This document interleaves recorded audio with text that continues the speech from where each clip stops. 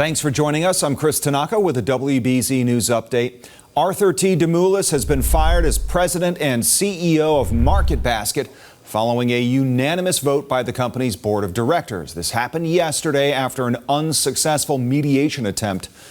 The board's chair says the company will not change any operations, bonuses, or culture.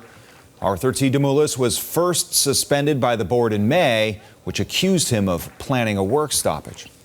Well, it's down to two candidates in the race for Boston mayor. Incumbent Michelle Wu and challenger Josh Kraft will face off in the November election. Wu won the preliminary election easily last night, taking home more than 71% of the vote compared to 23% for Kraft.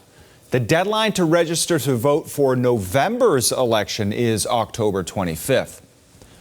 Well, the Department of Homeland Security says at least 7 people were arrested in Massachusetts during the Trump administration's Operation Patriot 2.0 over the weekend.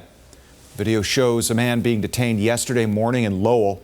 The Department of Homeland Security says some of the people detained were wanted on charges ranging from rape to armed robbery to drug distribution. Governor Healy is accusing ICE of intimidating families and causing fear across the Commonwealth. The White House border czar says local leaders should be thankful. Time now for a check of your next weather forecast. Here's Jason. All right, Chris, let's get right to it here on a gloomy and also dreary Wednesday.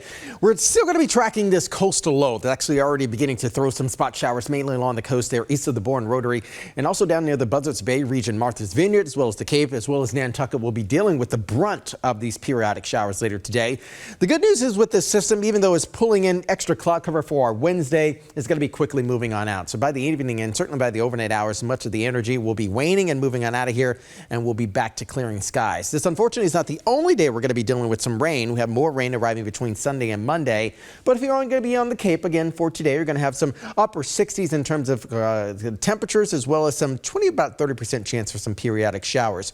We're still dealing with a bit of a surplus in terms of rain for the month of September, courtesy of last Saturday and Sunday. Both days garnered at least a ½ inch of rain. So the school bulletin for our little ones again today, likely to remain into the upper 60s with those raw feels for the remainder of the afternoon. Overall, temperatures began into the 50s and 60s again this morning. Today is the coolest of the next 7.